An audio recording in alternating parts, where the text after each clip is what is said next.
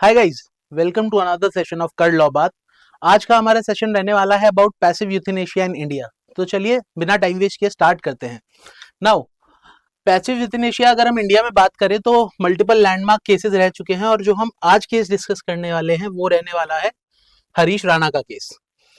Now moving forward, अगर हम बात करें इंडिया में यूथेनेशिया क्या होता है और किस तरीके से चलता है, तो यूथेनेशिया बेसिकली मीन करता है deliberate ending of a human life to relieve suffering. यानी कि कोई भी ऐसा एक्शन अगर आप किसी के साथ कर रहे हैं जिसकी वजह से उसकी डेथ हो जाएगी, पर आप वो एक्शन इसलिए कर रहे हैं ताकि उनको और नुकसान ना हो और दर्द ना झेलना पड़े, उसको यूथेनेशिया बोला जाता है। अब यूथेनेशिया दो तरीके के होते हैं। पहला तो होता है एक्टिव यूथेनेशिया, जहां पे कि डायरेक्ट एक्ट इन्वॉल्व होते हैं, जैसे कि administration of a legal drug to cause death. अब कोई डेथ बेड पे है और आप उनको बेसिकली कोई ऐसा ड्रग दे देते हैं जिसकी वजह से उनकी जान चली जाए, तो ये माना जाता है कि आपने एक्टिव यूथेनेशिया कॉज किया है और ये इंडिया में कंप्लीटली इलीगल है, राइट। और इसमें आपके ऊपर क्रिमिनल चार्जेस अट्रैक्ट हो सकते हैं, जैसे कि कल्पेबल होमिसाइड या फिर मर्डर, राइट। तो एक्टिव यूथेनेशिया तो इंडिया में अलाउड है ही नहीं। तो क्या अलाउड है उसके बारे में अगर हम बात करें तो उसका नाम है पैसिव यूथेनेशिया। अब पैसिव यूथेनेशिया क्या होता है, जहां पे आप विदहोल्ड करते हैं या विड्रॉ कर लेते हैं लाइफ सस्टेनिंग ट्रीटमेंट किसी भी इंडिविजुअल का। अगर कोई किसी हॉस्पिटल में है और आप बेसिकली वेंटिलेटर पे है, एक परमानेंट वेजिटेटिव स्टेट में है, कोई मेडिकल डिवाइस के सहारे जी रहे हैं और आप उस मेडिकल डिवाइस का जो सपोर्ट है वो उस इंसान से वापस ले लेते हैं और जिसकी वजह से उनकी मौत हो जाती है। आपने कोई ऐसा एक्शन नहीं किया है जिसकी वजह से कोई डायरेक्ट एक्ट नहीं किया है कि आप मर्डर ही कर दे रहे हैं, कि आपने लीथल इंजेक्शन दे दिया या फिर other form of lethal drugs दे दिए जब वो परमानेंट वेजिटेटिव स्टेट में है। आप क्या कर रहे हैं, आप सिर्फ इतना सा काम करते हैं कि आप विड्रॉ कर लेते हैं लाइफ सस्टेनिंग सपोर्ट, और इस चीज को इंडिया में रिकॉग्नाइज किया जाता है, लेकिन ऐसा नहीं कि कभी भी। सबसे इंपॉर्टेंट बात यह है कि कंट्रोल्ड सर्कमस्टेंसेस में ही ये चीज अलाउड है।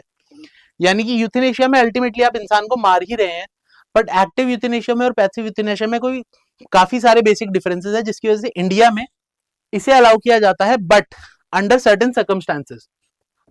मूविंग फॉरवर्ड अगर हम डिस्कस करें तो कॉन्स्टिट्यूशनल एंड जुडिशनल बैकग्राउंड क्या है इस चीज का, तो आप सबको पता है कि अंडर आर्टिकल 21 आपको ये बात मालूम ही होगी कि we all have a right to live with dignity, right. तो ये चीज भी इंक्लूड करता है। हाँ, हमारे देश में राइट टू डाई किसी के भी पास नहीं है, बट ये जरूर है कि we all have a right to die with dignity. ये चीज कोर्ट्स ने भी रिकॉग्नाइज करी हुई है।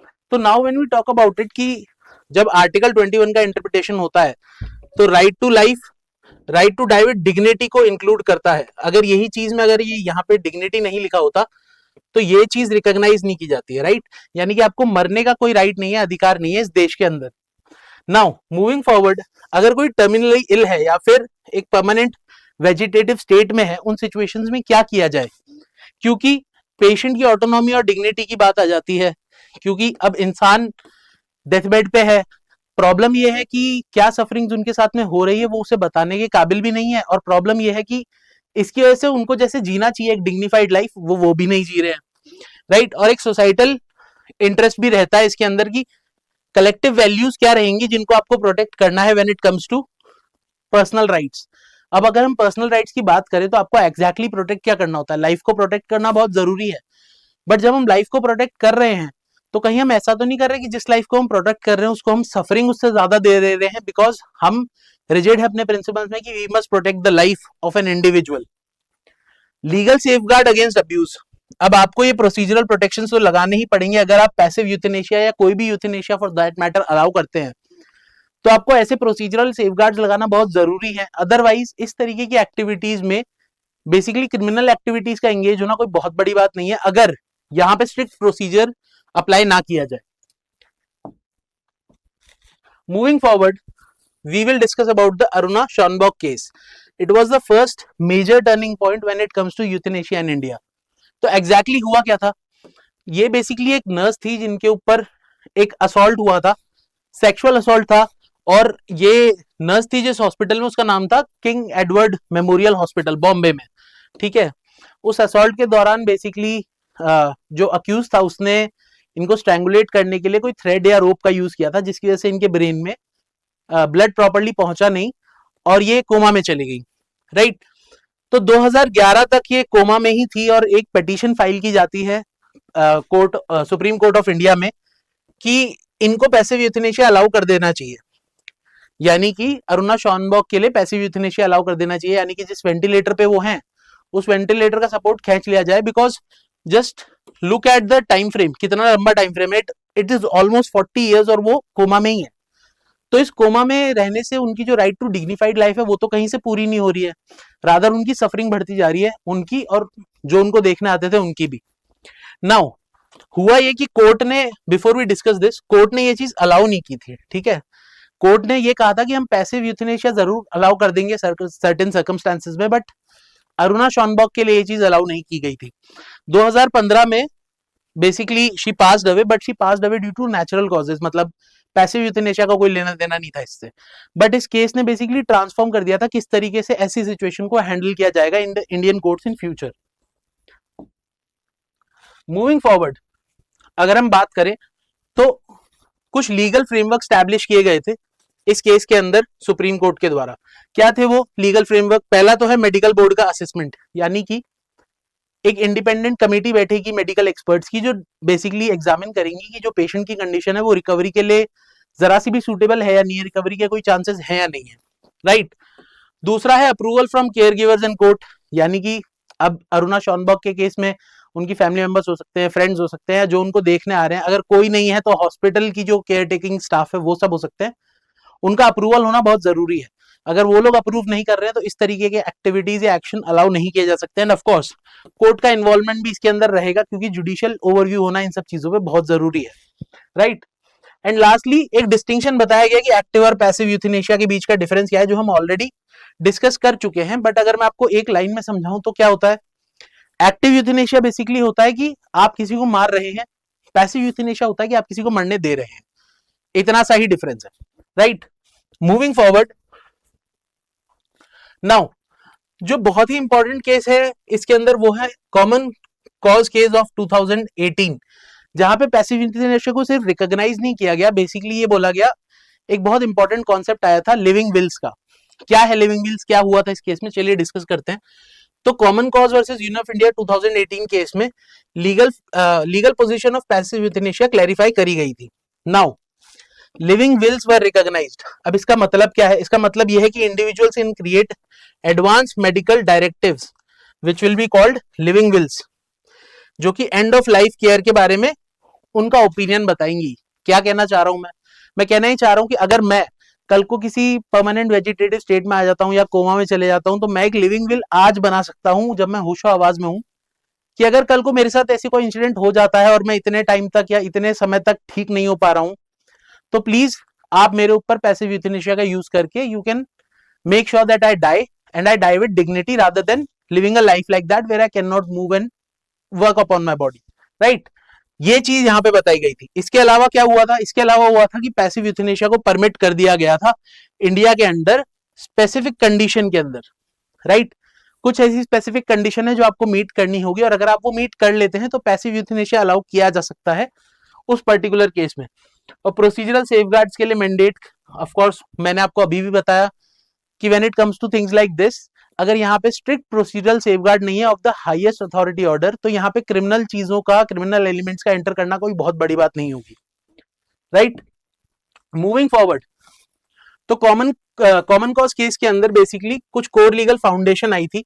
वो क्या थी कि एडवांस मेडिकल डायरेक्टिव, जो कि अरुणा शॉनबॉक केस में ही बोला गया था, यहाँ पे मेडिकल बोर्ड का इवैल्यूएशन होना बहुत जरूरी है, यानी कि पेशेंट के डॉक्यूमेंट क्या है वो देखना, और उसके साथ साथ ये भी देखना कि पेशेंट के रिकवरी के चांसेस है या नहीं, ये भी पता होना बहुत जरूरी है। इन दोनों चीजों के अलावा जुडिशियल ओवरसाइट, जो हम इतनी देर से डिस्कस कर रहे हैं, यानी कि इन सबके बाद में भी जुडिशरी की ओवरसाइट हमेशा रहती है कि क्या मेडिकल ओपिनियन है, किस तरीके के लोग, जो भी लोग उसको देखने आ रहे हैं, जो भी केयर गिवर्स हैं, उनका क्या ओपिनियन है, ये सारी चीजों के ऊपर जुडिशरी अपना स्ट्रिक्ट बेसिकली निगाह बना के रखती है कि आपको ये देखना है कि it does not go beyond what is mandated and allowed, right.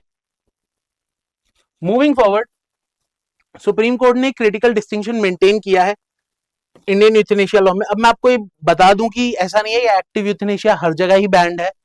अगर आप कुछ यूरोपियन कंट्रीज की बात करें तो वहां पे पैसिव यूथनेशिया अलाउड है, जैसे कि नीदरलैंड्स वगैरह, right. Sorry, active euthanasia allowed है। अब यहाँ पे एक्टिव यूथेनेशिया प्रोहिबिटेड है बिकॉज इलीगल है, क्योंकि एक अफर्मेटिव एक्ट डिमांड करता है आपसे कि आप एक ऐसा एक्शन करें जिसकी वजह से आप किसी की जान ले रहे हैं। कोई ऐसा एक्शन नहीं है कि आपने बस किसी को बस मरने के लिए छोड़ दिया, बट कि आपके ही एक्शन की वजह से वो मर रहे हैं, राइट। तो ये क्रिमिनल ऑफेंस आ जाता है और यहाँ पे आपके ऊपर चार्जेस लग सकते हैं कल्पेबल होमिसाइड या मर्डर के, राइट। और इसके कोई लीगल एक्सेप्शंस भी नहीं है, just to be very specific. हाँ, जो लॉ के अंदर एक्सेप्शंस है वो लग सकते हैं। Now when we talk about passive euthanasia जो कि परमिटेड है, तो ये लीगल है अंडर सेफगार्ड्स, राइट। और इन्वॉल्व करता है क्या, withdrawing and withholding life support, इसके बारे में हम डिस्कस कर चुके हैं। और ये बेसिकली होता क्या है, that it accepts natural course of dying. यही बेसिक डिस्टिंक्शन है एक्टिव और पैसिव यूथेनेशिया का। एक्टिव में आप किसी को नेचुरल कोर्स ऑफ डाइंग के लिए छोड़ नहीं रहे हैं, आपका एक ऐसा एक्ट है जैसे कि लीथल ड्रग एडमिनिस्टर कर देना जिसकी वजह से वो मर जा रहा है। लेकिन पैसिव में ये चीज ट्रू नहीं है। पैसिव में ये है कि आप उससे कोई बेसिकली सपोर्ट छीन लेते हैं, लाइफ सस्टेनिंग सपोर्ट, जिसकी वजह से उसकी नेचुरल डेथ हो जाती है, एज इफ कि उसको वो सपोर्ट कभी मिला ही नहीं, राइट। मूविंग फॉरवर्ड, हमारा अभी का केस जो सुप्रीम कोर्ट में चल रहा है, it is the Harish Rana case, right. अब इस केस के अंदर एग्जैक्टली हुआ क्या था, तो 2013 के अंदर हरीश राणा ने basically Harish Rana fall from 4th और 5th फ्लोर, जिसकी वजह से उनके सर पे काफी इंजरीज आई। समय बीत गया है, 12 साल हो गए हैं उनको कोमा में, ठीक है। एक परसिस्टेंट वेजिटेटिव स्टेट है, 24/7 उनको पेरेंटल केयर या केयर टेकिंग की जरूरत है, चाहे वो नर्स हो या पेरेंटल हो या कोई भी हो, राइट। और ये भी बता दिया गया एक्सपर्ट्स के द्वारा कि उनके चांसेस जो है रिकवरी के वो 0% है। मूविंग फॉरवर्ड, एग्जैक्टली हुआ क्या, तो 2024 के अंदर एक पिटीशन फाइल होती है, राइट, जहां पे पेरेंट्स ने ये बोला था कि मेडिकल बोर्ड इवेल्युएट करे उनके सन की कंडीशन को। ये पिटीशन जाती है तो दिल्ली हाई कोर्ट के पास, Delhi high court basically refuse कर देते हैं, बिकॉज इनका ये मानना था कि जो फीडिंग ट्यूब्स हैं उसको आप लाइफ सपोर्ट की तरह कैटेगराइज नहीं कर सकते हैं, और ये पिटीशन बेसिकली रिजेक्ट हो जाती है। तब ये पेरेंट्स जाते हैं सुप्रीम कोर्ट, और सुप्रीम कोर्ट ने इस चीज को बेसिकली एक्नॉलेज किया, और ये चीज भी एक्नॉलेज की कि बहुत प्रोलॉन्ग्ड यहाँ पे बेसिकली सफरिंग हो गई है उनके बेटे के साथ में, और यहाँ पे कोई चांसेस भी नहीं दिख रहे हैं रिकवरी के, राइट। फिर एम्स मेडिकल बोर्ड फॉर्म होता है, जहाँ पे सुप्रीम कोर्ट ने बेसिक प्रोसीजर उनको फॉलो करने के लिए कहा कि आप ये सारी चीजें मैंडेट करके देखिए कि चांसेस ऑफ रिकवरी है या नहीं है, वगैरह वगैरह। इस सारे के सारे मेडिकल एस्पेक्ट्स को थरोली एग्जामिन कीजिए। इसके बाद आता है मेडिकल बोर्ड का रिपोर्ट, जहां पे ये बोला गया कि हरीश के जो रिकवरी के चांसेस हैं वो नेग्लिजिबल है, यानी कि नेक्स्ट टू 0। तो इसके बाद में बेसिकली सुप्रीम कोर्ट ने ये बोला कि अब इस चीज के बेसिस पे ये तो हो नहीं सकता कि आप उनको ऐसे ही जीते रहने दें, बिकॉज ये कुछ नहीं करता, ये उनकी डिग्निफाइड लाइफ भी छीन रहा है उनसे, और वो अपनी सफरिंग में बस जिए जा रहे हैं while lying down on the bed. तो सुप्रीम कोर्ट ने डिसाइड किया they will meet the parents of the patient, और उन्होंने ये भी बताया कि उनको एक फाइनल डिसीजन पे पहुंचना है, और दे अपॉइंटेड मेनी सीनियर एडवोकेट्स ताकि वो बात कर पाए उनके पेरेंट्स से और डिसाइड कर पाए कि आगे के प्रोसीजर के लिए करना क्या है। नाउ सिंस मोर और लेस इस केस के अंदर चीजें अलाउ ही होने वाली है, तो यहां से हमें समझ ही आता है कि जुडिशरी का जो अप्रोच है वो काफी चेंज हो गया है। ना सिर्फ it was empathetic, yet it was conscious and careful in considering the profound matters of life, death and human dignity. यानी कि इस टाइप की सिचुएशन में एक ब्लैक एंड व्हाइट सिचुएशन नहीं होती है जो हम लोग पढ़ते हैं जब हम आर्टिकल 21 पढ़ते हैं, राइट टू लाइफ। तो बड़ी क्लियरली लोग बोल देते हैं कि right to life does not include right to die, but जब ह्यूमन डिग्निटी की बात आती है ना, तो कुछ केसेस इस तरीके के हो जाते हैं कि अगर आप डेथ को अलाउ नहीं करेंगे तो बेसिकली आप आर्टिकल 21 को ही वॉयलेट कर रहे हैं, बिकॉज उनकी सिचुएशन ही ऐसी है कि they are not living with dignity, right. Court ने क्या चीज बोली, कोर्ट ने कहा we will have to do something urgently, we can not allow him to live like this. इसका मतलब यही है कि ये जो लाइफ है ये डिग्निफाइड नहीं है, and the court can not allow this because it's against the constitutional principle. And इससे एक कोर्ट का बेसिकली व्यू पता चलता है of evolving view of the dignified death, क्या मानी जाएगी डिग्निफाइड डेथ कोर्ट की आईज में, राइट। नाउ मूविंग फॉरवर्ड, सबसे बड़ा जो कंटेंशन था इस केस का वो यही था, जिसके बेसिस पे ये केस यूथेनेशिया के एस्पेक्ट में लैंडमार्क जजमेंट की कैटेगरी में फॉल कर सकता है, राइट। ये जो फीडिंग एंड हाइड्रेशन ट्यूब्स हैं जिनके सस्टेनेंस के बेसिस पे पेशेंट वाज लिविंग, राइट, तो ये सारी ट्यूब लाइफ सपोर्ट है या नहीं है, इसी चीज के ऊपर दिल्ली हाई कोर्ट का ये मानना था, ठीक है,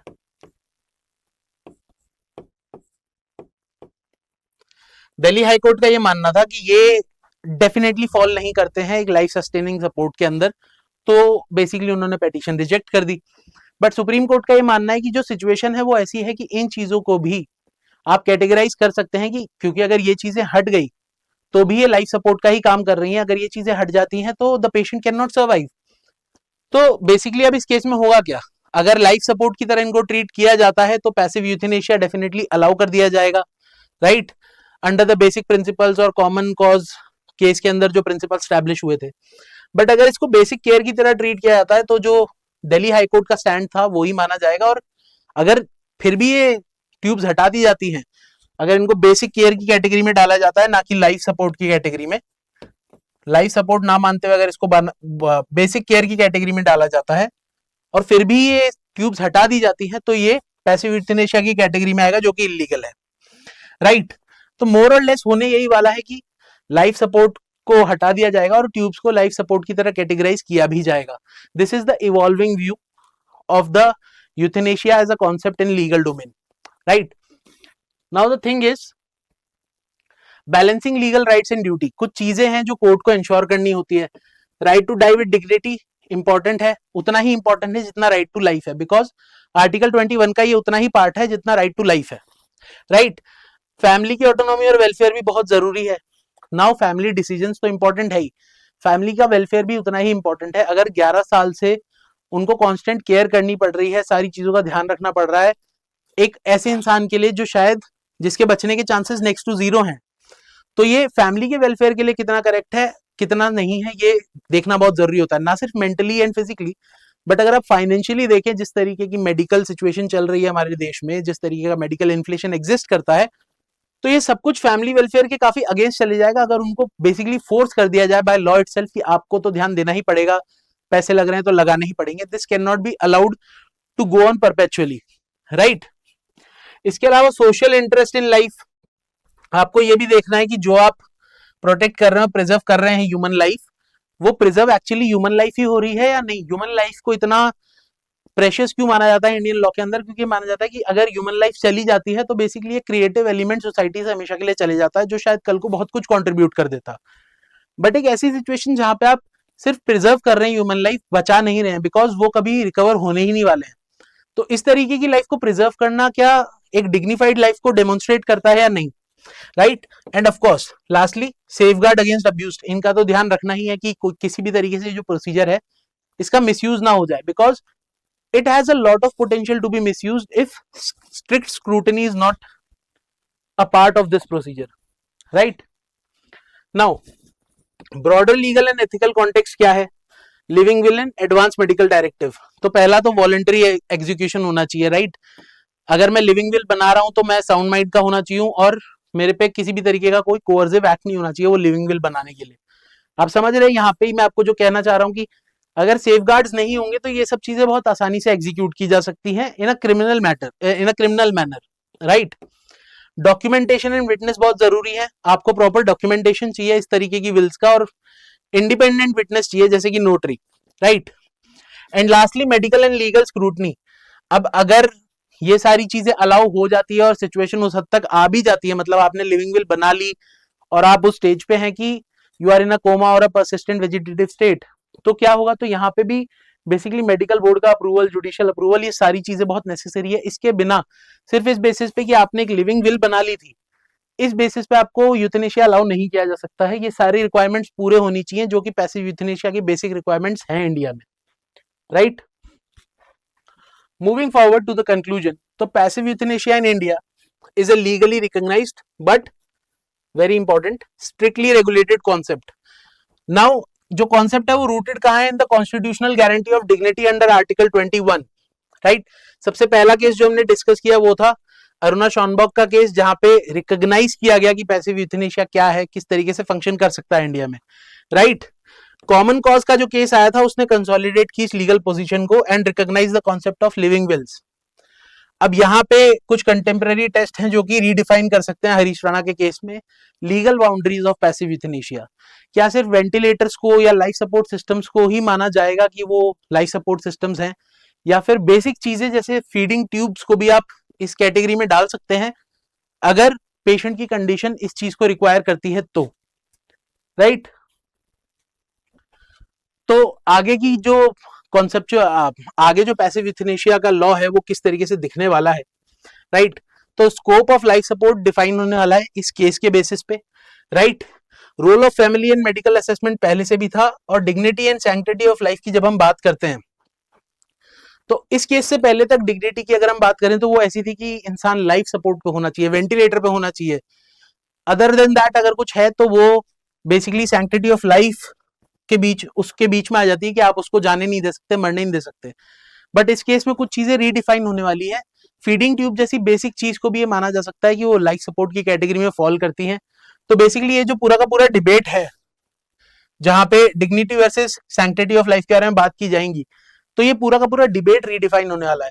तो जो दो मेजर एलिमेंट है वो एक तो ये डिबेट है, और दूसरा ये है कि स्कोप ऑफ लाइफ सपोर्ट क्या है, कितना है, किस चीज को लाइफ सपोर्ट माना जाएगा, नहीं माना जाएगा, ये डिफाइन करना है, right. So this is it for our today's session. Until next time, keep learning, keep growing. This is Karlobat.